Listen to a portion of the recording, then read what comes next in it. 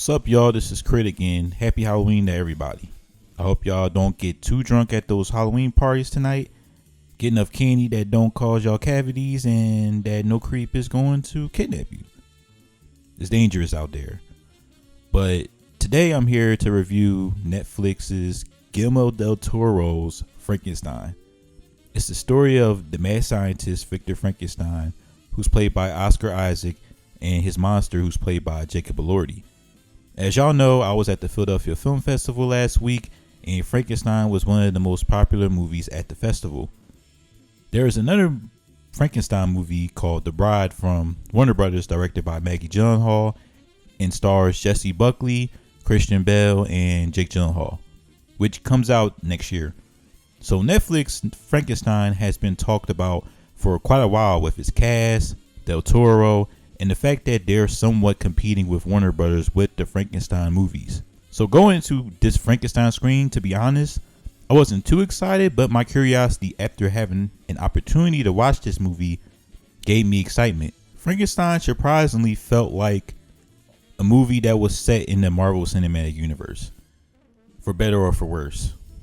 Del Toro's Frankenstein was able to set up the world and build the characters of Victor Frankenstein and Frankenstein's monster. The way the story was structured in Del Toro's Frankenstein was that it gives you chapters throughout the movie. You start out in the middle of a conflict, knowing the movie is set in the 1800s.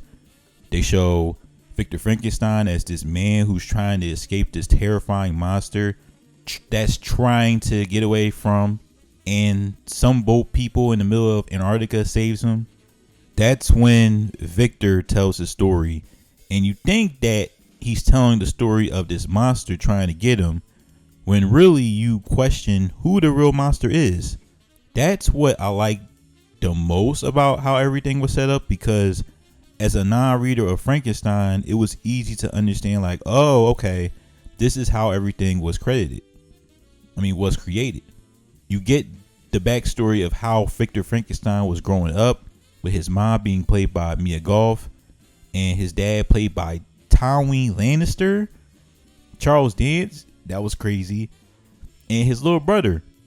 Then Frankenstein talks about later on in the story Victor Frankenstein's brother fiance, who's also played by Mia Goth, which is kind of weird. Then not only do you get the story of Victor Frankenstein, but to switch things up, as the monster is created, you get the story from the perspective of the monster too. So I thought that was really well done in the movie. I do, however, in my opinion, believe that the same issues you would have with the MCU applies to this Del Toro's Frankenstein movie. Del Toro is known for having really good aesthetics with his movie, from the production design, makeup, and the cinematography. With Frankenstein, I think it applies to most of the Netflix production movies, is that the look of the movie is not that appealing. Even some of the background shots were surprisingly not that good. Now, the production this time still looked great in makeup, yet I feel like could have looked better with a little bit of color and not the same grayish shots we usually get from these Netflix movies now. Without spoiling, as far as the characters go between Victor Frankenstein and the monster, from my understanding, the characters were supposed to be nuanced instead of black and white. There was a point in the movie when Victor Frankenstein eventually meets with his monster again, and you would think Victor is 100% the monster and not the actual monster. They make Victor Frankenstein's monster a superhero, and I'm just like, I guess. I know they need to show Frankenstein's monster as a misunderstanding character, but not Superman. So I was highly entertained watching Del Toro's Frankenstein with how cool the world is and how it speaks on humanity using Victor Frankenstein and his monster.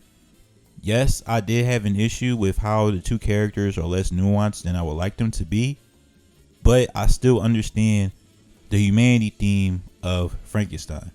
I thought all the performances are very good, from Oscar Isaac, Jacob Elordi, Christoph Waltz, and Mia Goth, Charles Dance as well. Also, Mia Goth played two different characters, being Victor Frankenstein's mom and the love interest for both Victor and his monster, which again is very weird. Del Toro will always make his monsters look good and gives you the fantasy that you need in movies. Frankenstein is not one of my top 5 Del Toro movies like Shape of Water, Pan's Labyrinth, or Hellboy 2, but it's still really good. If you see Frankenstein on Netflix, you will be entertained. So that's my review for Guillermo del Toro's Frankenstein. Happy Halloween, and I'll talk to y'all later.